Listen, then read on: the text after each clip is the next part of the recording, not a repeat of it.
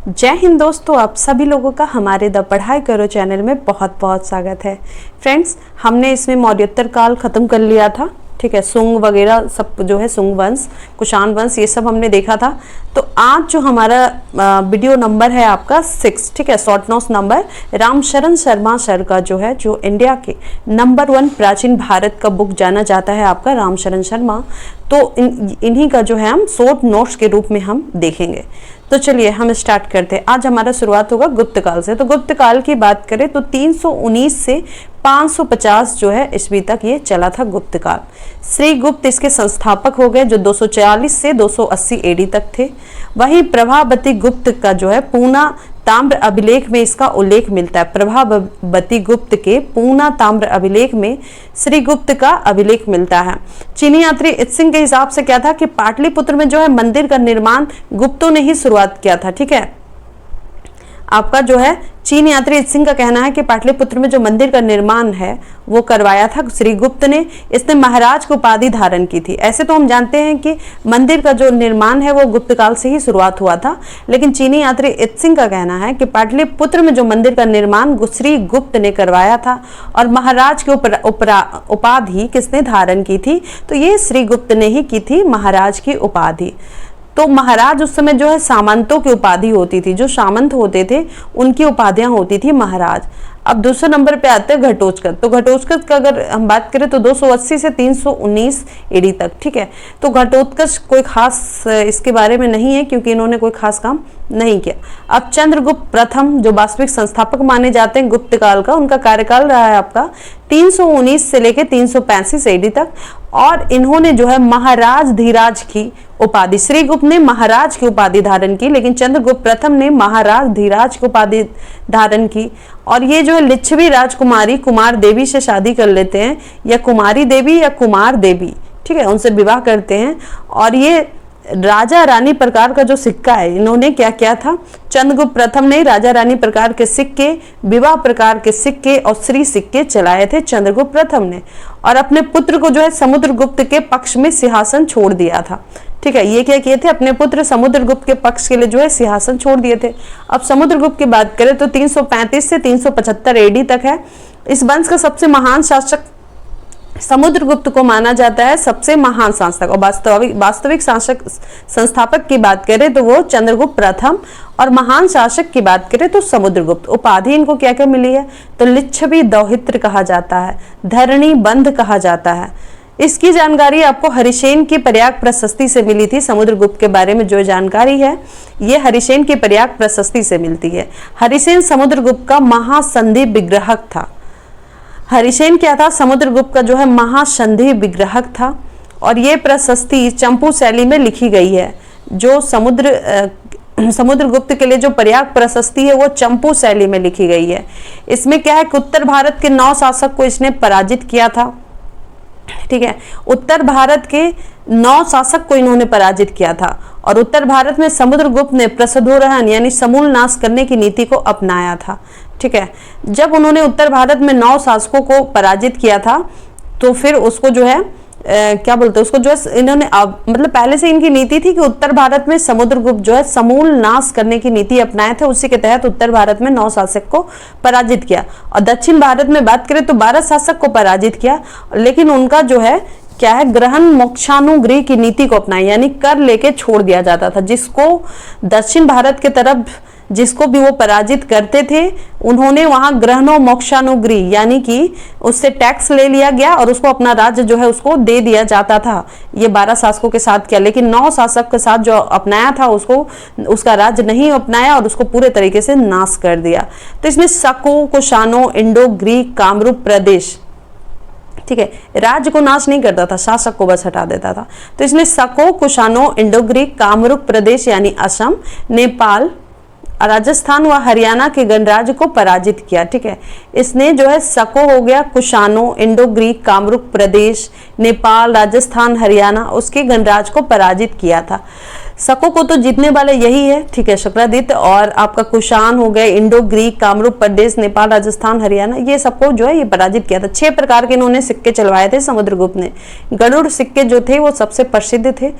क्यों गरुड़ सिक्के? इसलिए क्योंकि गरुड़ जो है गुप्त शासकों ने भागवत धर्म को संरक्षण दिया था, तो गरुड़ भागवत धर्म के लिए सबसे मतलब ये है, जरूरी है, ठीक है, क्योंकि उसमें जो दिखाया गया है कि भगवान जो है वो गरुड़ पे सवार होके आते हैं। तो भागवत धर्म को संरक्षण दिया था गुप्त शासकों ने, और गरुड़ जो है गुप्त शासकों का प्रतीक था। दूसरा नंबर उसने अश्वमेध यज्ञ सिक्के चलाए, ठीक है। समुद्रगुप्त का जो प्रयाग प्रशस्ति जो चंपू लेख में लिखा गया है, ये अश्वमेध यज्ञ की जानकारी यहाँ नहीं मिलती है, ठीक है। अश्वमेध यज्ञ सिक्के की जानकारी जो है उसमें नहीं मिलती है, अश्वमेध यज्ञ की जानकारी नहीं मिलती है। ओके, अब तीसरा है कि वीणा वादन सिक्के चलाए। समुद्रगुप्त जो वीणा बजाता था और उन्होंने अपने सिक्के पे जो है वीणा बजाते हुए सिक्कों का जो है वो चलाया था उस समय, ठीक है, छपाया गया था। चौथा था कि धनुर्धर सिक्के चलाए, ठीक है, धनुर्धर सिक्के चलाए, यानी उस पर जो है कोई धनुर्धर का फोटो होगा, धनुष और बाण और धनुष के साथ होगा। तो पांचवा हो गया कि परशु सिक्के चलाए, ठीक है। छठा हो गया कि व्याघ्रहंता, व्याघ्रहंता। तो इतिहासकार स्मिथ ने समुद्रगुप्त को भारत का नेपोलियन कहा है। किसने कहा समुद्रगुप्त को भारत का नेपोलियन? तो स्मिथ ने कहा था कि भारत का नेपोलियन है समुद्रगुप्त। अब रामगुप्त के बारे में जानते हैं। तो विशाख दत्त की जो देवी चंद्रगुप्तम के अनुसार रामगुप्त की पत्नी का नाम क्या था? ध्रुव स्वामिनी था। विशाख दत्त का जो बुक है देवी चंद्रगुप्तम, इसके हिसाब से कि रामगुप्त की जो पत्नी थी उसका नाम था ध्रुव स्वामिनी। और शक शासक रुद्र सिंह थर्ड ने रामगुप्त से ध्रुव स्वामिनी की मांग की थी। जो शक शासक था रुद्र सिंह तृतीय, वो रामगुप्त से क्या किया था कि ध्रुव स्वामिनी ने उनकी पत्नी को जो है मांग की थी। तो चंद्रगुप्त द्वितीय ने रुद्र सिंह थर्ड की हत्या कर दी एवं ध्रुव स्वामिनी से विवाह किया और शासक बन गया। देखिए, तो चंद्रगुप्त द्वितीय यानी उसका भाई होगा रामगुप्त का, तो वो क्या किया कि शक शासक जो रुद्र सिंह तृतीय था उसका हत्या करके और अपनी भाभी से जो है वो विवाह कर लेता है और शासक बन जाता है, ठीक है। चंद्रगुप्त द्वितीय के बारे में जानते हैं कि 375 से 414 एडी इसकी उपाधियां की थी। इसको विक्रमादित्य या परमेश्वर भी कहा गया है, ठीक है। विक्रमादित्य की उपाधि दी गई थी, परमेश्वर की भी उपाधि दी गई थी। अंतिम जो शक शासक था रुद्र सिंह थर्ड, उसका हमने देखा कि उसकी हत्या करके इसको कौन सा उपाधि मिला? तो सकारी का। अभी तक हो गया विक्रमादित्य, परमेश्वर और सकारी की उपाधि मिली। उसकी जो पुत्री थी, अपनी पुत्री प्रभावती गुप्त का विवाह किससे करवाया था? तो महाराष्ट्र के बकाटक शासक रुद्रसेन द्वितीय से किया था, ठीक है। उनकी जो पुत्री थी प्रभावती गुप्त, जिसका जानकारी हमको कहाँ मिल रहा था? तो पूना का अभिलेख में मिला था प्रभावती गुप्त का। तो बकाटक, महाराष्ट्र के बकाटक शासक रुद्रसेन द्वितीय से उन्होंने शादी करवाया था अपनी बेटी का। रुद्रसेन द्वितीय की मृत्यु के बाद जो है शासन प्रभावती गुप्त के पास आ गया। तो रुद्रसेन द्वितीय की जब मृत्यु हो जाती है तो प्रभावती गुप्त के पास शासन आ जाता है। बहरौली का जो लौह स्तंभ अभिलेख है वहां पे चंद्रगुप्त द्वितीय ने बाहलिकों को पराजित किया था, ठीक है। जो कुतुब मीनार है वहीं पे एक लोहा का बहुत ही सुंदर एक लौह स्तंभ है, तो वहां जो कुछ चीज लिखा हुआ है। तो चंद्रगुप्त द्वितीय ने बाहलिकों को पराजित किया। महरौली का लौह स्तंभ अभिलेख के अनुसार क्या है उसमें लिखा हुआ कि चंद्रगुप्त द्वितीय ने बाहलिकों को पराजित किया। लौह स्तंभ का संबंध चंद्रगुप्त द्वितीय से। इसके दरबार के जो 9 रत्न हैं वो देख लेते हैं। कालिदास, वारामिहिर, छप्पड़क, शंकु, वररुचि, धन्वंतरी, अमर सिंह, बेताल भट्ट या भट्टी और घटक पर, ठीक है। फिर से देखते हैं। कालिदास, वारामिहिर, छप्पड़क, शंकु, वररुचि, धन्वंतरी, अमर सिंह, बेताल भट्ट या भट्टी और घटक पर, ये 9 थे उनके 9 रत्न। तो इनके समय जो है चीनी यात्री फाहियान आया था। फाहियान जो है चंद्रगुप्त का नाम उल्लेख कहीं भी नहीं करता है। फाहियान जो है रोड से आया था, ठीक है, स्थल मार्ग से आया था और वो जहाज द्वारा क्या किया कि ताम्रलिप्ति बंदरगाह से वापस चीन लौट रहा था। वो जहाज से जो है ताम्रलिप्त गुजरात का बंदरगाह, वहां से चीन लौट रहा था। फाहियान बौद्ध धर्म की जानकारी के लिए भारत आया था। फाहियान की पुस्तक कौन सी है? तो फो क्यू की। अब आता है कुमारगुप्त, जिसका 414 से लेके 454 एडी तक था। तो गुप्त शासकों में जो सबसे ज्यादा अभिलेख किसका मिलता है? तो कुमारगुप्त का मिलता है। सबसे अधिक सोना का सिक्का गुप्त शासक में, अगर गुप्त शासक में बात किया जाए कि सर्वाधिक सोने के सिक्के किसके मिलते हैं, तो कुमारगुप्त के मिलते हैं। भरतपुर के पास बयाना से सिक्कों का ढेर मिलता है। ठीक है, भरतपुर के पास जो बयाना है वहां से सिक्कों का ढेर मिलता है। अब सिक्कों का हम देख लेते हैं। हमने पहले ही पढ़ा था कि आरंभिक सिक्के किसने, तो आहत या पंचमार्क होते थे। ठीक है, आरंभिक सिक्के क्या थे, आहत या फिर पंचमार्क सिक्के चलते थे। फिर हमने देखा कि ग्रीकों ने सोने के लेख युक्त सिक्के चलाए थे। ग्रीकों ने जो है सोने के लेख युक्त सिक्के चलवाए थे। कुषाणों ने शुद्ध सोने के सिक्के कुषाणों ने चलवाए। वहीं सातवाहन वंश की बात करें तो सीसे या पोटीन के सिक्के चलवाए। शकों की क्या विशेषता थी, तो शक जो है चांदी के सिक्के चलवाए थे शकों ने। और सबसे ज्यादा सोना का सिक्का किसने चलवाया, तो गुप्तों ने चलाया। 3 सोने में डिफरेंस हो गया। ग्रीक ने बस सोने का लिखा हुआ सिक्का चलवाया था, लेकिन शुद्ध लग जाए, शुद्ध सोने के सिक्के किसने चलवाए, तो कुषाणों ने। कुषाणों में अगर बात करें तो बिम कड़फिसस। ठीक है, उसके बाद अगर हम बात करें कि सबसे ज्यादा सोना का सिक्का किसने चलवाया, तो गुप्तों ने चलवाया। कुमार गुप्त को जो है कार्तिकेय का अनुयायी था, कार्तिकेय भगवान का फॉलोअर था ये आपका कुमार गुप्त।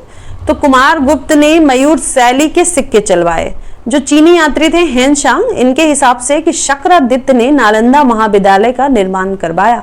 चूंकि कुमार गुप्त जो है शक्रादित्य, उनका हेनशांग के अनुसार शक्रादित्य ने नालंदा, कुमार गुप्त को क्या उपाधि दी गई है, शक्रादित्य की, तो नालंदा विश्वविद्यालय का इन्होंने जो है निर्माण करवाया। कुमार गुप्त की उपाधि है शक्रादित्य, महेंद्रादित्य, ये दोनों उपाधि है। इसने जो अश्वमेध यज्ञ का आयोजन करवाया था। भीतरी अभिलेख के हिसाब से है कि स्कंदगुप्त ने पुष्यमित्रों को पराजित किया। ठीक है, भीतरी अभिलेख के हिसाब से कि स्कंदगुप्त जो है पुष्यमित्रों को पराजित किया। अब हम देखेंगे स्कंदगुप्त किसको पराजित किया था, तो पुष्यमित्रों को। स्कंदगुप्त के बारे में देखते हैं कि जूनागढ़ अभिलेख के हिसाब से जो है इन्होंने हुनों को पराजित किया था। ठीक है, स्कंदगुप्त जो है हुनों को पराजित किया। चंद्रगुप्त आपका द्वितीय वो शकों को पराजित किया था। तो जूनागढ़ अभिलेख के हिसाब से सौराष्ट्र के गवर्नर पर्णदत्त के पुत्र चक्रपालित ने सुदर्शन झील का पुनः निर्माण करवाया। ठीक है, जूनागढ़ का अभिलेख के हिसाब से बताया जाता है कि सौराष्ट्र का जो गवर्नर था पर्णदत्त का पुत्र चक्रपालित ने सुदर्शन झील का रिकंस्ट्रक्शन या पुनः निर्माण करवाया था। अब हून के बारे में जानते हैं। हून मध्य के थे। हून बहुत अधिक जो है खतरनाक थे, बर्बर थे, किसी को भी नहीं देखते थे, काटने मारने वाले थे। ठीक है, हुनों ने हर हर महादेव का नारा प्रसिद्ध किया। ये जो हर हर महादेव है, मुझे भी नहीं पता था कि ये हून ने किया है। ठीक है, हुनों ने जो है हर हर महादेव का नारा प्रसिद्ध किया।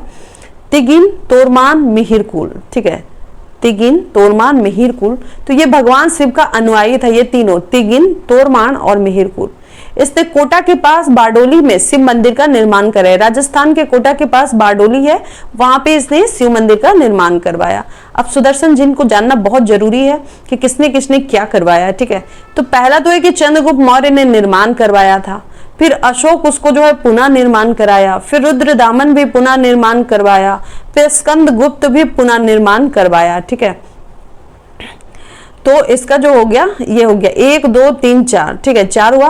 और फिर हमने देखा कि उसका जो ये था मंत्री का, ठीक है, मंत्री का जो बेटा था पर्णदत्त का बेटा चक्रपालित ने सुदर्शन झील का, ठीक है, इसने भी चक्रपालित ने भी जो है सुदर्शन झील का निर्माण करवाया था। ठीक है, पर्णदत्त का पुत्र चक्रपालित, जूनागढ़ अभिलेख में ये चीज लिखा हुआ है।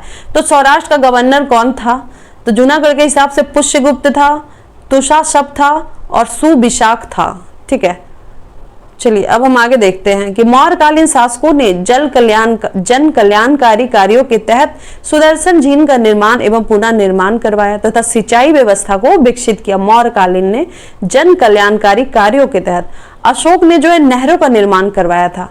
सिंचाई की व्यवस्था मौर्यकालीन में ही हुई थी और आपका जो है अशोक ने जो है इसके साथ ही नहर का निर्माण भी कराया। अब गुप्तकालीन साहित्य के बारे में पढ़ते। धार्मिक साहित्य, रामायण के रचनाकार हैं महर्षि वाल्मीकि और आरंभ में जो है इसमें सिर्फ 6000 श्लोक थे। ठीक है, सिर्फ 6000 श्लोक थे रामायण में। स्टार्टिंग में जो ओरिजिनल है, जो वाल्मीकि जी ने लिखा है, उसमें सिर्फ 6000 श्लोक थे, जिसको बाद में चेंज कर करके 24000 श्लोक कर दिया गया। ठीक है, रामायण को चतुर्विध यानी 3 भाग जो है रामायण का वो बाद में जोड़ा गया। आरंभ में वाल्मीकि का जो ओरिजिनल रामायण है वो सिर्फ 6000 श्लोक था। समझ सकते हैं। तो रामायण को चतुर्विश सहस्त्र संहिता कहा जाता है। रामायण को क्या कहा जाता है? चतुर्विश सहस्त्र संहिता। रामायण के अध्याय को कांड कहा जाता है। रामायण में अगर बात करें तो 7 कांड है। बाल कांड, अयोध्या कांड, अरण्यक कांड, किष्किंधा कांड, सुंदर कांड, लंका कांड या युद्ध कांड, और लास्ट में जो हो जाता है उत्तर कांड। ठीक है। अब वही महाभारत की बात करें तो इसका रचनाकार थे भगवान वेद व्यास। ठीक है। महाभारत का तो धार्मिक मान्यता है कि इसे हम जैसे टीवी वगैरह में भी हम देखें कि भगवान गणेश ने लिखा है। ठीक है। ये धार्मिक मान्यता अनुसार है, ऐसे रचनाकार वेद व्यास को ही माना जाता है। कहा जाता है कि वेद व्यास जो बोलते गए गणेश जी बस लिखते गए, ऐसा बोला जाता है। तो महाभारत के अध्याय को क्या कहा जाता है? पर्व कहते हैं। महाभारत के जो अध्याय है पर्व कहते हैं। उसमें आपका 18 पर्व है। जैसे रामायण में हम कांड कह रहे थे, ठीक है, उसी तरीके से इसमें पर्व कहते हैं। और ये 18 पर्व है, उसमें 7 कांड थे। तो महाभारत का छठा जो पर्व है वो भीष्म पर्व है। ठीक है। महाभारत का जो छठा पर्व है वो भीष्म पर्व है। भीष्म पर्व में भागवत गीता है। भागवत गीता में 18 अध्याय है। ठीक है। यानी महाभारत का जो छठा अध्याय कहें या छठा पर्व है जिसमें क्या है? भागवत गीता है और उसमें 18 अध्याय है। आरंभ में अगर हम बात करें तो इसमें भी वही बात हुआ है कि 8000 श्लोक जय संहिता था जो भगवान वेद व्यास ने लिखवाया था। उसमें सिर्फ 8000 श्लोक थे, जिसको बाद में चेंज कर करके 24000 श्लोक बना दिया गया, जिसका नाम लिखा गया अब भारत संहिता। इसका ओरिजिनल नाम था जय संहिता, लेकिन जब इसमें 24000 जो है लगभग 16000 श्लोक एक्स्ट्रा जोड़े गए, पहले से 8000 था तो टोटल हो गए 24000, तब इसका नाम दिया गया भारत संहिता। 1,00,000 श्लोक बराबर हो जाता है महाभारत या सत्र सहस्त्र संहिता। ठीक है। 1,00,000 श्लोक को क्या कहते हैं? महाभारत कहते हैं या सत सहस्त्र संहिता। सत मतलब 100 हो गया, शताब्दी पूरा कर लिया। ठीक है। अब गैर धार्मिक साहित्य के बारे में थोड़ा जानते हैं। तो पहला हम देखते हैं कालिदास जी, तो वो 2 लिखे थे, रघुवंशम और कुमार संभवम। ठीक है। तो कुमार संभवम में किसकी कहानी है? तो कार्तिकेय की कहानी है। भगवान कार्तिकेय की कहानी है आपका कुमार संभवम में। और रघुवंशम में जो है आपका ये क्या है? रघुवंशम में राम का शायद कहानी, कालिदास जी। ठीक है। 2 अर्ध काव्य भी वो लिखे थे। ये तो 2 काव्य हो गए और 2 अर्ध काव्य हैं जिसमें नाम है ऋतु संहार और मेघदूतम। ठीक है। ऋतु संहार और मेघदूतम जो है ये विरह वेदना है। ठीक है। ये दोनों कैसा बुक है? तो विरह वेदना है, यानी बिछड़ने वाला कुछ होगा, बिछड़ने का दर्द। अगर हम बात करें नाटक, इन्होंने जो है कालिदास ने नाटक भी लिखा, जिसमें से 3 नाटक हम देखते हैं। विक्रमोर्वशीयम। ठीक है। विक्रमोर्वशीयम जो राजकुमार पुरूरवा व उर्वशी की कहानी है। विक्रमोर्वशीयम में राजकुमार पुरूरवा व उर्वशी की कहानी है। फिर है मालविका अग्निमित्रम, इसमें जो है शुंग राजकुमार अग्निमित्र एवं मालविका की कहानी है, मालविका अग्निमित्रम। तीसरा है अभिज्ञान शकुंतलम, इसमें राजा दुष्यंत एवं शकुंतला की कहानी है, अभिज्ञान शकुंतलम। ठीक है। जिसपे मूवी भी आया है समानता का। चलिए नेक्स्ट है कि कालिदास जी का अंतिम एवं सर्वश्रेष्ठ रचना था ये अभिज्ञान शकुंतलम। प्रथम भारतीय पुस्तक जिसका यूरोपीय भाषा में अनुवाद हुआ ये भी था अभिज्ञान शकुंतलम। अब है क्षेमेंद्र। क्षेमेंद्र जो है बृहत कथा मंजरी है। ठीक है। दूसरा नंबर पे क्षेमेंद्र बृहत कथा मंजरी। तो अमर सिंह का क्या लिखे? अमर कोश। चंद्र गोमीन, ये चंद्र गोमीन व्याकरण है। वात्स्यायन ने कामसूत्रा लिखा है। कामंदक ने नीति सार लिखा है, कामंदक ने नीति सार लिखा है। शूद्रक, शूद्रक ने मृच्छकटिकम लिखा है। मृच्छकटिकम मिट्टी की गाड़ी, और इसका जो मृच्छकटिकम का नायक कौन है? तो चारुदत्त ब्राह्मण था। और प्रथम पुस्तक जिसमें आम आदमी को नायक बनाया गया ये है मृच्छकटिकम है, जिसमें पहला पुस्तक है जिसमें आम आदमी को जो है हीरो बना के पेश किया गया है। चारुदत्त क्या करता था? तो व्यापारी था वो। ठीक है। अब 8वां नंबर में बात करें तो माघ, ये शिशुपाल वध से रिलेटेड है और ये किसने लिखा था? ये कवि भीनमाल के थे। ठीक है। ये जो कवि थे ये भीनमाल के थे। माघ, शिशुपाल वध। फिर आपका हम बात करें कि 9 नंबर वत्स भट्टी, इन्होंने लिखा है रावण वध। ठीक है। माघ ने क्या लिखा है? शिशुपाल वध, ये भीनमाल का कवि था। और वत्स भट्टी जो है वो रावण वध लिखा। विष्णु शर्मा की पंचतंत्रा हो गई। वहीं भास का, भास का है तो स्वप्न बासव दत्ता, ये भास ने लिखा है। तो अवंती के शासक प्रगौत की पुत्री वासव दत्ता एवं वत्स के शासक उदयन की ये कहानी है आपका स्वप्न वासव दत्ता। अवंती के शासक प्रगौत की पुत्री वासव दत्ता और वत्स का जो शासक था उदयन, उसकी कहानी है। तो ये भारत का प्रथम नाटक है। कौन सा प्रथम नाटक है? तो स्वप्न वासव दत्ता भारत का प्रथम नाटक है, जिसके नाटककार कौन है? तो ये भास हैं जिन्होंने लिखा है, ठीक है, स्वप्नवास दत्ता। अब हम देखते हैं प्रतिज्ञा योगंधरायन और चारू दत्तम, ठीक है, इन्होंने भास नहीं लिखा, ये आपका प्रतिज्ञा योगंधरायनम और चारू दत्तम। अब हम देखते हैं मूर्ति कला के बारे में।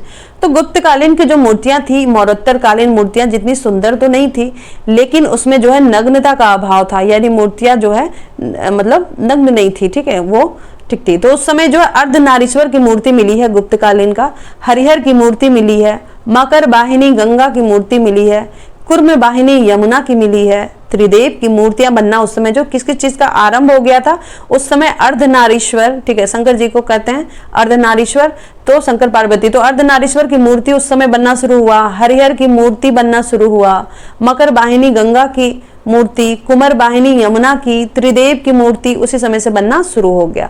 फिर सुल्तानगंज यूपी से जो है भगवान बुद्ध की विशाल मिली है 8 फीट धातु की मूर्ति प्राप्त होती है, गुप्त काल का ही है। सुल्तानगंज जो यूपी में है उसमें भगवान बुद्ध की विशाल 8 फीट की धातु की मूर्ति मिली। सांची में बात करें तो सांची जो है सारनाथ से पाषाण की मूर्तियां मिलती है, ठीक है, सांची जो है सारनाथ से पाषाण की मूर्तियां, पत्थर की मूर्ति आपको मिलती है सांची और सारनाथ से। गुप्तकालीन मंदिरों से जो है दशावतार और अप्सराओं की मूर्ति मिली, ठीक है, गुप्तकालीन मंदिरों से दशावतार और अप्सराओं की मूर्तियां मिलती है। दशावतार यानी विष्णु भगवान का जो 10 अवतार था उसकी जो है मूर्ति मिलती है। मंदिर स्थापत्य कला। अब मंदिर स्थापत्य कला के बारे में जाने तो उत्तर भारत में मंदिर स्थापत्य कला का आरंभ गुप्त काल में हुआ था, ठीक है। मंदिर बनना जो है स्थापत्य कला का बात है, बनना की बात नहीं हो रही। मंदिर स्थापत्य कला का आरंभ जो है गुप्त काल में हुआ था उत्तर भारत में। आरंभिक मंदिर पहले क्या बनता था? मंदिर चबूतरा नुमा होता था, चबूतरा के ओर 3 ओर सीढ़ियां होती, चबूतरा का जो है 3 ओर सीढ़ियां होती थी। चबूतरे पर गर्भगृह का निर्माण आरंभ हुआ। कालांतर में गर्भगृह पर शिखर बनाया, पहले शिखर नहीं होता था जैसा मंदिर में शिखर होता है, ये गुप्त काल से ही फिर जो है शिखर बनाया जाने लगा, पहले सिर्फ चबूतरा होता था, ठीक है। तो गर्भगृह के चारों ओर जो है प्रदक्षिणा परिक्रमा पथ होता था। आरंभिक मंदिर जो है पंचयातनम शैली में बनते थे, ठीक है, आरंभिक मंदिर जो है पंचयातनम शैली में बनते थे, जैसे कि आप यहाँ फोटो देख सकते हैं, इस तरीके का मेन मंदिर इधर हो गया और 4 जो है छोटे छोटे इधर हो गए, तो ये आपका पहले बनता था, ठीक है। अब मंदिर स्थापत्य कला का प्रथम सर्वश्रेष्ठ उदाहरण कौन सा है? तो यूपी का देवगढ़ का दशावतार मंदिर है सबसे बेस्ट। मंदिर स्थापत्य कला का प्रथम सर्वश्रेष्ठ उदाहरण है आपका यूपी के देवगढ़ का दशावतार मंदिर। अनप्रसिद्ध मंदिर कौन कौन सा है? तो भूमरा का शिव मंदिर गुप्त ने बनवाया था, तिगवा का विष्णु मंदिर भी गुप्त ने, सिरपुर का लक्ष्मण मंदिर गुप्त ने, नचना कुठार की पार्वती मंदिर गुप्त ने, भीतरी गांव के ईंटों का मंदिर विष्णु मंदिर, ठीक है। कौन कौन सा है? भूमरा का शिव मंदिर, तिगवा का विष्णु मंदिर, सिरपुर का लक्ष्मण मंदिर, नचना कुठार का पार्वती मंदिर, भीतरी गांव का ईंटों का मंदिर विष्णु मंदिर, जो सबसे प्राचीन जो है ईंटों से बना हुआ मंदिर यही है इकलौता, भीतरी गांव मंदिर यूपी में। चले अब देखते हैं गुप्तकालीन चित्रकला। तो इनका चित्रकला अगर हम देखें तो अजंता, महाराष्ट्र के औरंगाबाद में जो है अजंता एवं बाघ की गुफाओं से गुप्तकालीन चित्र मिलते हैं। कहाँ से मिल रहे? अजंता से मिल रहे और बाघ की गुफा से मिल रही है। आपका कहाँ है दोनों? तो महाराष्ट्र के औरंगाबाद में है। तो यहाँ से जो है फ्रेस्को एवं टेम्पेरा चित्र मिलते हैं। कौन सा चित्र मिलते हैं? फ्रेस्को एवं टेम्पेरा चित्र मिलते हैं। इनमें प्राकृतिक रंगों का अत्यधिक सुंदरता से मिश्रण एवं प्रयोग किया गया है। आपका जो है गुप्तकालीन चित्रकला में बहुत ही सुंदर, अत्यधिक सुंदर से मिश्रण बनाया गया, प्राकृतिक रंगों का प्रयोग किया गया। अजंता की गुफाओं को देखते कि कितना नंबर पे कौन सा गुफा मिलती है। तो अजंता में जो 29 गुफाएं मिलती है, ये एनसीईआरटी में भी आपका दिया हुआ है। तो एएसआई यानी आर्कियोलॉजिकल सर्वे ऑफ इंडिया जो है, इनके अनुसार 30 गुफाएं, एएसआई कहता है कि 30 गुफाएं, एनसीईआरटी कहता है कि 29 है अजंता में। अब गुफा संख्या देखते हैं, 1, 2, 9, 10, 16, 17 के चित्र जो है सुरक्षित मिलते हैं। कौन कौन सा? 1, 2, 9, 10 से 16, 17। अजंता की गुफाओं की खोज की बात करें तो मद्रास प्रेसिडेंसी का सैनिकों ने की थी। अजंता की गुफाओं की खोज मद्रास प्रेसिडेंसी के सैनिकों ने की थी। गुफा संख्या 1, 2 छठा एवं 7वीं शताब्दी का। एक जो है गुफा संख्या 1 ये 6वीं शताब्दी का है और 2 जो है आपका 7वीं शताब्दी का है। गुफा संख्या 1 में चालुक्य शासक पुलकेशिन द्वितीय को फारस के दूत का स्वागत करते हुए चित्र मिलता है। गुफा संख्या जो 1 है उसमें दिखाया गया कि चालुक्य के शासक जो थे पुलकेशिन द्वितीय, उसको फारस का दूत का जो है ये स्वागत करते हुए चित्र मिलता है। अब गुफा संख्या 9 और 10 की बात करें तो इसमें सातवाहन शासकों के समय की जो है सबसे पुरानी है, ठीक है, सातवाहन शासकों के समय है आपका गुफा संख्या 9 और 10 में। वहीं गुफा संख्या 16 और 17 की बात करें तो बकाटक शासक हरिसेन के मंत्री बारह देव ने करवाया था गुफा संख्या 16-17। सबसे इंपॉर्टेंट जो चीज ज्यादातर पूछी जाती है वो गुफा संख्या 16। तो गुफा संख्या 16 में जो है मरनासन राजकुमारी का चित्र मिलता है जो आनंद की पत्नी सौंदरा का है, ठीक है। ये जो है गुफा संख्या 16 है जिसमें मरनासन अवस्था में कौन सी राजकुमारी का चित्र मिलता है, तो आनंद की पत्नी सौंदरा का है, ठीक है। गुफा संख्या 17 को चित्रशाला कहा जाता है। गुफा संख्या 17 को क्या कहा जाता है? चित्रशाला। गुफा संख्या 7 में जो महाभिनिष्क्रमण तथा परिनिर्माण माता एवं शिशु का चित्र यानी यशोधरा एवं राहुल का फोटो मिलता है गुफा संख्या 17 में। अब बाघ की गुफाएं, तो बाघ की गुफाओं की खोज किसने की थी? डेंजर फील्ड ने की थी, ठीक है। बाघ में डेंजर जोन है तो इसमें डेंजर फील्ड ने की थी इसकी खोज। बाघ की गुफा, बाघ डेंजर ही होता है। तो इन गुफाओं में बौद्ध धर्म, हिंदू धर्म और जैन धर्म से संबंधित चित्र मिलते हैं। कौन कौन से धर्म से रिलेटेड आपको चित्र मिलते हैं? बौद्ध धर्म, हिंदू धर्म, जैन धर्म, ये तीनों हैं, ठीक है। बाघ में आपका 9 गुफा है, ठीक है, उसमें 29 था अजंता में और बाघ में आपका 9 गुफा है। चलिए अब हम देखते हैं कि विज्ञान और प्रौद्योगिकी में गुप्त काल को जो स्वर्ण काल कहा जाता है तो उसमें विज्ञान एवं प्रौद्योगिकी कैसा था? तो गुप्त काल जो है भारतीय इतिहास का स्वर्ण काल था। दिल्ली के महरौली से चंद्रगुप्त द्वितीय का लौह स्तंभ मिलता है जो गुप्तकालीन रसायन विद्या का सर्वश्रेष्ठ उदाहरण है क्योंकि उसमें जंग नहीं लगता है, ठीक है। आर्यभट्ट की अगर हम बात करें तो सर्वप्रथम आर्यभट्ट ने सौर मंडल का केंद्र सूर्य है, पृथ्वी उसका ग्रह है, ये सब आर्यभट्ट ने कहा था। उन्होंने ये भी बताया कि चंद्रमा पृथ्वी का उपग्रह है और चंद्रमा सूर्य के प्रकाश से चमकता है, ये आर्यभट्ट ने बताया था उस समय। उन्होंने सूर्य ग्रहण और चंद्र ग्रहण के क्या कारण है ये भी बताया। उसने जो है टीटी का मान दिया, ठीक है, उसने पाई का, उसने जो है पाई का मान दिया था। उसने पृथ्वी की त्रिज्या बताई जो वर्तमान में सटीक है। उन्होंने जो है पृथ्वी का रेडियस बताया था जो वर्तमान में सटीक है। उन्होंने त्रिभुज का क्षेत्रफल निकालने का सूत्र भी बताया। त्रिभुज का क्षेत्रफल निकालने का सूत्र जो है उन्होंने सबसे पहले बताया। प्रथम व्यक्ति हैं जिसने अपने नाम पे पुस्तक लिखी, पुस्तकों का नाम रखा आर्यभट्टियम। सूर्य सिद्धांत, इसमें त्रिकोणमिति मिलती है आपका सूर्य सिद्धांत में। 10 गीति का सूत्र, ये आपका आर्यभट्ट का हो गया 10 गीति का सूत्र। अब 12 मिहिर के बारे में जानते हैं। तो इनकी पुस्तक थी पंच सिद्धांतिका, बृहत संहिता, बृहत जातक, लघु जातक, ठीक है। इनका जो है पंच सिद्धांतिका 12 मिहिर की, बृहत संहिता, बृहत जातक, लघु जातक। तो 12 मिहिर ने जो है कुंडली पे कार्य किया था, ठीक है, और या फलित ज्योतिष में विश्वास रखते थे। 12 मिहिर जो है ज्योतिष में विश्वास रखते। अब भास्कराचार्य प्रथम, तो इन्होंने जो है आर्यभट्ट के पुस्तकों पर कार्य किया और आर्यभट्ट के सिद्धांतों को सही माना था। भास्कराचार्य प्रथम ने इन्हीं के पुस्तक पे काम किया। और इनकी बुक कौन कौन सी है? तो बृहत भास्कर, लघु भास्कर, भास्कराचार्य प्रथम, याद रखिएगा भास्कराचार्य प्रथम, कभी द्वितीय भी लिख देता है इसलिए भास्कराचार्य प्रथम ने का ये बुक है। अब ब्रह्मगुप्त के बारे में जानते हैं। तो ये जो है भीनमाल के थे ब्रह्मगुप्त। इनकी पुस्तक थी ब्रह्म स्फुट सिद्धांत खंडन खाद्य, ब्रह्म स्फुट सिद्धांत खंडन खाद्य। अब भास्कराचार्य द्वितीय ने क्या किया है? ये प्रथम का हमने देखा वो, ठीक है। अब भास्कराचार्य द्वितीय, तो ये 12वीं शताब्दी में थे और ये गणितज्ञ थे। इनकी पुस्तक कौन सा है? सिद्धांत शिरोमणि। इसके 4 संस्करण हैं, ठीक है। सिद्धांत शिरोमणि के 4 है। लीलावती, गणिता अध्ययन, गोला अध्ययन, बीज गणित। तो लीलावती जो है भास्कराचार्य की पुत्री थी लीलावती, वह स्वयं गणितज्ञ भी थी लीलावती, तो उसी के नाम पे उन्होंने पुस्तक लिखा लीलावती। अब बाघ भट्ट, ठीक है, बाघ भट्ट का ये क्वेश्चन आया हुआ है कि अष्टांग हृदय जो है किसने लिखा था? तो बाघ भट्ट ने लिखा था। पाल काप्य, ये हस्ती आयुर्वेद है, हाथियों की चिकित्सा से रिलेटेड है आपका हस्ती आयुर्वेद। पाल काप्य ने इसको जो है पाल काप्य जो पुस्तक है बाघ भट्ट ने ही लिखा है। पाल काप्य हस्ती आयुर्वेद यानी हाथियों की चिकित्सा से रिलेटेड। गुप्त काल में बात करें तो नवीनतम आयुर्वेद पर नामक ग्रंथ की रचना हुई थी। गुप्त काल में नवनीतकम यानी आयुर्वेद पे जो है नामक नवनीतकम नामक ग्रंथ की रचना हुई थी गुप्त काल में, ठीक है। अब इसके दर्शन की हम बात करते हैं, बहुत ही इंपॉर्टेंट है, वेरी वेरी इंपॉर्टेंट होता है, ठीक है। दर्शन तो आस्तिक दर्शन और नास्तिक दर्शन हम अच्छे से जानेंगे। अभी तक सिर्फ हम दर्शन के बारे में जानते थे, अब इस नोट्स में आपको जानने का मौका मिलेगा कि कौन क्या सोचता था, क्या किसको भरोसा था, किसको नहीं था भगवान पे, क्या उनका अलग अलग सिद्धांत था। तो आस्तिक दर्शन में 6 दर्शन है, यानी 6 है। कौन कौन सा? पूर्व मीमांसा, उत्तर मीमांसा, सांख्य, योग, न्याय और वैशेषिक। वही नास्तिक दर्शन में बात करें तो 3 है, बौद्ध दर्शन, जैन दर्शन और चार्वाक दर्शन। चलिए आस्तिक दर्शन से शुरुआत करते हैं। आस्तिक दर्शन पहले क्या होता है?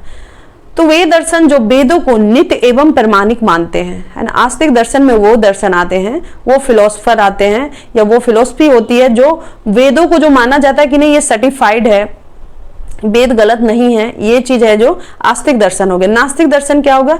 जो वेद को जो है नित्य या प्रमाणिक को नहीं मानते, कहते हैं नहीं नहीं वेद जो है वो सर्टिफाइड नहीं है, इस पे भरोसा नहीं किया जा सकता। तो इनकी संख्या 3 है। अब पूर्व मीमांसा से शुरू करते, तो पूर्व मीमांसा के प्रवर्तक थे आपके जैमिनी। इसके मुख्य आचार्य कौन थे? तो कुमारिल भट्ट प्रभाकर। प्रमुख आचार्य कौन थे? जैमिनी इसके प्रवर्तक थे, और प्रमुख आचार्य थे कुमारिल भट्ट प्रभाकर। ये अनिश्वरवादी दर्शन, यानी ईश्वर को ये नहीं मानते, ठीक है। ये जो हो गए अनिश्वरवादी दर्शन है आपका पूर्व मीमांसा। ये किस में भरोसा करते? तो कर्म पे भरोसा करते, कर्म कांड में ये बिलीव करते कि जैसा कर्म करोगे वैसा पाओगे। इस पे यदि सही विधि द्वारा कर्म किया जाए तो उसका फल अवश्य मिलता है, ये कहना है आपका किसका? तो पूर्व मीमांसा में कहना था कि कर्म करो और अगर सही प्रोसेस से काम करोगे तो उसका फल अवश्य मिलेगा। ये पूर्व मीमांसा का है जो काफी अच्छा है। अब है कि ये वेदों एवं ब्राह्मण साहित्यों पर आधारित है, ठीक है। ये जो है आपका वेद एवं ब्राह्मण साहित्य पे आधारित है आपका। अब उत्तर मीमांसा देखते हैं। इसके प्रवर्तक थे वादरायण, और ये आरण्यक एवं उपनिषदों पर आधारित है। आरण्यक हमें पता है कि जंगल में जाकर जो शिक्षा प्राप्त होती थी वो आरण्यक कहलाते थे। उपनिषद यानी गुरु के समीप बैठकर जो शिक्षा प्राप्त की जाती थी उसे उपनिषद कहते हैं, ठीक है। तो ये आरण्यक और उपनिषदों पर जो है बेस्ड था आपका उत्तर मीमांसा। इसमें क्या था? रहस्यात्मक ज्ञान एवं दार्शनिक तत्वों पे बल दिया जाता। इसमें जो रहस्य भरा हुआ ज्ञान होता था और जो दार्शनिक तत्व होते थे इसमें उसी पे जो है बल दिया जाता। इसके प्रमुख आचार्य कौन थे? शंकराचार्य, जो अद्वैतवाद दर्शन का प्रतिपादन थे वो उत्तर मीमांसा के थे।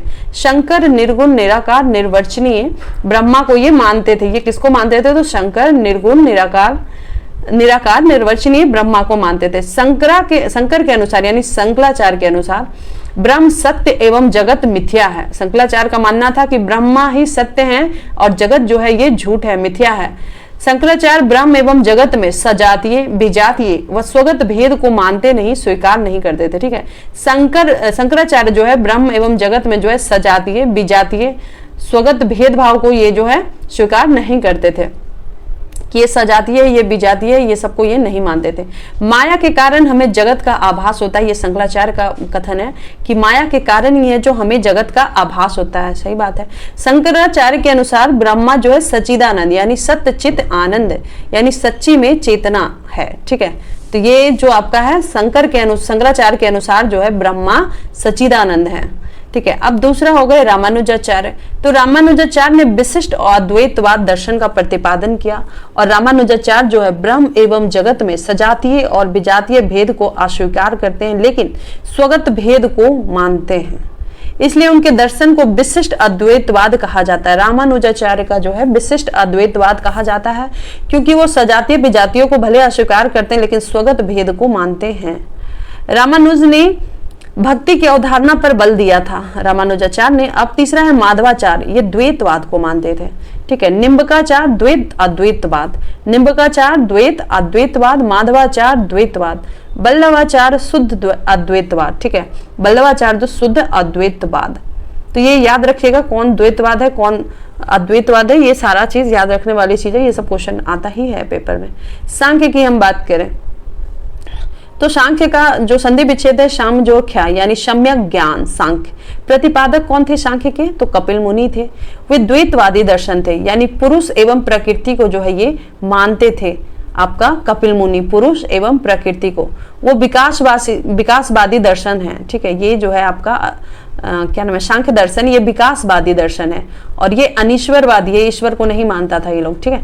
तो यह योग का जुड़वा दर्शन है, योग की ज्ञान मीमांसा को मानते हैं, योग की ज्ञान मीमांसा को मानते हैं। योग का जुड़वा दर्शन कौन सा है, तो सांख्य दर्शन। अब योग के बारे में जानेंगे, जिसका प्रतिपादक थे पतंजलि। योग का शाब्दिक अर्थ है जोड़ना। तो पतंजलि के हिसाब से जो है चित्त वृत्ति का निरोध ही योग है, ठीक है, यानी अपनी चेतना पे जो कंट्रोल कर लेना, यही है आपका योग पतंजलि के अनुसार। तो गीता के हिसाब से कर्म में कुशलता लाना ही योग है। गीता के हिसाब से कि अपने कर्मों में कुशलता यानी स्किल लाना ही योग है। पतंजलि ने अष्टांगिक पथ दिया था, ठीक है, पतंजलि ने अष्टांगिक क्या दिया था, यम, नियम, आसन, प्राणायाम, प्रत्याहार, धारणा, ध्यान, समाधि। ये पतंजलि का अष्टांगिक पथ है, यम, नियम, आसन, प्राणायाम, प्रत्याहार, धारणा, ध्यान और समाधि। तो सांख्य दर्शन का जुड़वा, यह सांख्य दर्शन का जुड़वा दर्शन है, योग दर्शन, सॉरी ये सांख्य दर्शन का जुड़वा दर्शन है, ठीक है, कौन सा, योग दर्शन। अब न्याय के बारे में पढ़ेंगे। तो इसके जो प्रतिपादक है वो गौतम ऋषि है और भारतीय दर्शन का तर्क शास्त्र कहा जाता है किसको, तो न्याय दर्शन को कहा जाता है।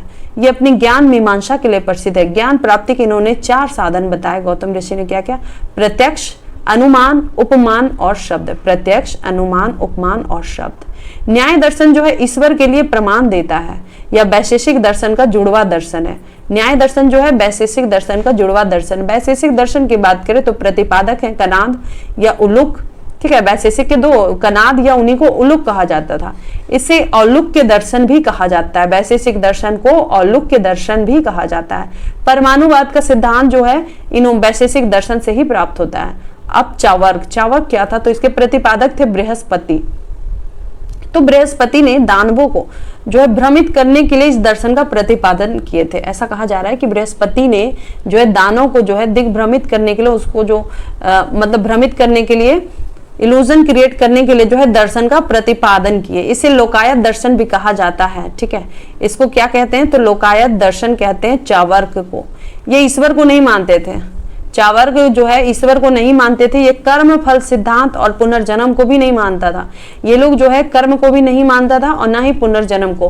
तो ये जो है आत्मा को नहीं मानते थे। ये लोग आत्मा को भी नहीं मानते थे, किसी को नहीं मानते थे। तो मानते किसको थे, तो आत्मा को पान के उदाहरण द्वारा समझाया गया। आत्मा को जो है पान के उदाहरण द्वारा समझाया गया। ये 2 पुरुषार्थ, अर्थ और काम को मानते थे, यानी रुपया पैसा और काम को मानते थे। अच्छा, ये 4 तत्वों पृथ्वी, जल, अग्नि तथा वायु को मानते। ये 4 लोगों को मानते थे, पृथ्वी, जल, अग्नि तथा वायु को मानते थे, आकाश को ये नहीं मानते थे। यह ज्ञान प्राप्ति का एक साधन प्रत्यक्ष को मानते थे। ये जो है ज्ञान प्राप्ति का एक साधन प्रत्यक्ष को मानते थे। यह भौतिकवादी एवं सुखवादी दर्शन है, वो मानते थे। इनका कहना था चावर्क का कि भौतिकवादी और सुखवादी दर्शन है। तो यह खाओ पियो और विवाह करो में विश्वास करते थे, जो ज्यादातर लोग करते हैं, खाओ पियो और विवाह करो में, ठीक है। तो अब गुप्तकालीन प्रशासन की हम बात करते हैं। राजतंत्रात्मक वंशानुगत शासन व्यवस्था थी। गुप्तकालीन प्रशासन की हम बात करें तो ये आपका जो है क्या था, तो राजतंत्रात्मक थी, वंशानुगत थी शासन व्यवस्था। अब राजा, महाराज, धीराज, परमेश्वर जैसे उपाधियां धारण करता था। तो ये जो है चंद्रगुप्त प्रथम को हमने देखा कि महाराज, धीराज, परमेश्वर जैसे उपाधि उन्हें दी गई। राजा सभी शक्तियों का केंद्र होता था। इस समय वेतन के रूप में जो है भूमि जो है दान में अनुदान दिया जाने लगा, ठीक है। इसमें सामंतवाद का विकास हुआ एवं शक्तियों का विकेंद्रीकरण हुआ, ठीक है। पावर का जो है आपका डिसेंट्रलाइज हुआ यहाँ पे, और सामंतों को जो है क्या दिया जाने लगा, दान में भूमि दी जाने लगी। सम्राट के प्रमुख मंत्री कौन कौन थे, महासंधि विग्रहक यानी युद्ध एवं शांति का मंत्री था। महासंधि विग्रहक, युद्ध एवं शांति के मंत्री को कहा जाता था महासंधि विग्रहक। महादंड नायक कौन होता था, तो जज। जो न्यायाधीश होते थे, न्यायाधीश या जज, वो महादंड नायक यानी दंड देते थे, तो इसलिए महादंड नायक, तो न्यायाधीश। बल अधिकृत, ठीक है, महाबलाधिकृत ये सेनापति होता था। नाम से ही ये सब थोड़ा पता चल रहा है कि महाबली कौन होगा, भाई सेनापति होता था, महाबला अधिकृत। अब दंड पाशिक, ठीक है, दंड पाशिक क्या होता था, प्रमुख पुलिस अधिकारी को कहा जाता था दंड पाशिक, ठीक है, प्रमुख पुलिस अधिकारी को कहा जाता था दंड पाशिक। ओके। महाअक्ष पटलिक ये अभिलेख एवं राजस्व अधिकारी थे। महाअक्ष पटलिक अभिलेख और राजस्व अधिकारी थे। विनय स्थिति स्थापक धार्मिक एवं नैतिक मामलों का ये प्रमुख थे। विनय स्थिति स्थापक जो हो गए धार्मिक एवं नैतिक मामलों के प्रमुख। कर्णिक, कर्णिक हो गया बाबू, ठीक है, कर्णिक जो हो गया बाबू। अप्रांतीय प्रशासन का जो होता था वो कर्णिक कहलाता था, ठीक है। गुप्त काल में प्रांत को क्या कहा जाता था? विषय या भुक्ति कहा जाता था, या फिर बिथि यानी जैसे संघाव। इसमें क्या बटा हुआ था? ग्राम होता था सबसे नीचे, उसके बाद आपका पेट होता था यानी तहसील, उसके बाद बिथि यानी संभाग, फिर विषय होता था, ये प्रांत होता था यानी राज्य कहें तो, ठीक है। ग्राम, पेट, बिथि, प्रांत, ठीक है, ग्राम, पेट, बिथि, प्रांत। कुछ इतिहासकार मानते हैं कि भुक्ति जो है राष्ट्र यानी विषय होता था, राज्य होता था, भुक्ति राष्ट्र को कहते थे और विषय को जो है राज्य कहते थे, ऐसा कुछ इतिहासकार मानते हैं। अब आर्थिक स्थिति में हम बात करें तो गुप्त काल में जो विदेशी व्यापार में गिरावट आई, क्योंकि उस समय रोमन साम्राज्य का जो है पतन हो गया। चीन एवं पूर्वी देशों के साथ व्यापार होता था, लेकिन ये व्यापार जो है वस्तु का एक्सचेंज द्वारा होता था, तो भारत से एक भी विदेशी मुद्रा नहीं मिलती, क्योंकि हमें भारत से एक भी विदेशी मुद्रा नहीं मिलती थी। अच्छा, ठीक है, भारत से जो है एक भी विदेशी मुद्रा नहीं मिलती थी, तो हम लोग जो क्या करते थे, वस्तु विनिमय उस समय चलता था। चीनी एवं पूर्वी देशों के साथ व्यापार होता था। ये व्यापार जो आपका है वस्तु विनिमय द्वारा होता था, गुड्स एक्सचेंज। पाहियान ताम्रलिप्ति बंदरगाह द्वारा श्रीलंका होते हुए चीन गया था, ठीक है। पाहियान किधर से गया था? तो गुजरात के ताम्रलिप्ति पोर्ट से होते हुए श्रीलंका होते हुए ये चीन गया था। फायान के अनुसार बात करें तो भारत में कौड़ियों से व्यापार होता था। फायान के हिसाब से कि भारत में कौड़ियों से व्यापार होता था। गुप्तकालीन जो है सोने के सिक्के की बड़ी मात्रा में प्राप्त करते थे। गुप्तकालीन सोने के, क्योंकि सर्वाधिक सोने के सिक्के जारी किए किसने? तो ये गुप्तकालीन ने। तो सोने के सिक्के बड़ी मात्रा में प्राप्त, इसका प्रयोग क्या करता था? गिफ्ट लेना है, कोई धन को स्टोरेज करना है, ठीक है, धन को जो है संचय हेतु किया जाता था। चांदी एवं तांबे के सिक्के के कम मात्रा में मिलते थे। इसमें कौन सा सिक्का कम मात्रा में मिलता था? तो चांदी एवं तांबे। घरेलू व्यापार तो होता था। अब सामाजिक स्थिति देखें तो ये पितृसत्तात्मक संयुक्त परिवार था। 4 भागों में बांटा हुआ था। जाति प्रथा यहाँ चलता था, इसलिए 4 वर्णों में बांटा गया था। शूद्रों को वार्ता का अधिकार था। शूद्रों को जो है बातचीत का अधिकार दिया गया था गुप्त काल में। अस्पृश्यता थी, यानी छुआछूत भी थी। वर्ण संकर जातियां गांव के बाहर रहती, जो छोटी जातियां होती थी वो गांव के बाहर रहती थी। महिलाओं को शिक्षा का अधिकार कम था, लेकिन कम था महिलाओं को शिक्षा का अधिकार। गुप्तकालीन साहित्य में महिलाएं एवं शूद्र प्राकृत भाषा में संवाद करते हैं। एक एग्जाम्पल है कि गुप्तकालीन एक साहित्य है, उसमें महिला और शूद्र को जो है प्राकृत भाषा में संवाद करते हुए उसमें बताया गया है। विवाह जो है, विधवा विवाह को बुरा माना जाने लगा था। गुप्त काल में विधवा विवाह को बुरा माना जाने लगा था। बाल विवाह और सती प्रथा जैसी बुराई गुप्त काल में भी थी। सती प्रथा का पहला उल्लेख हमको मिलता है एरन अभिलेख में मिलता है 510 ईस्वी। एरन अभिलेख की बात करें तो 510 ईस्वी सेनापति गोपराज की पत्नी सती हुई थी, ये एरन अभिलेख में लिखा हुआ है, ठीक है। पर्दा प्रथा का उस समय प्रचलन था। उस समय आपद धर्म की अवधारणा प्रसिद्ध हुई। मृषकटिकम का नायक जो चारुदत्त ब्राह्मण था, लेकिन वह व्यापार करता था। मृषकटिकम का नायक था चारुदत्त, वो ब्राह्मण था जाति से, लेकिन वो व्यापार करता था। चीनी यात्री हेनशांग के अनुसार था कि सिंध, कच्छ एवं मालवा में शूद्रों का शासन था। चीनी यात्री हेनशांग बता रहा है कि उस समय जो है सिंध में, कच्छ में और मालवा में जो है शूद्रों का शासन था। फिर है कि इंदौर ताम्रपत्र के अनुसार अगर हम बात करें तो क्षत्रिय घोड़ों का व्यापार करते थे।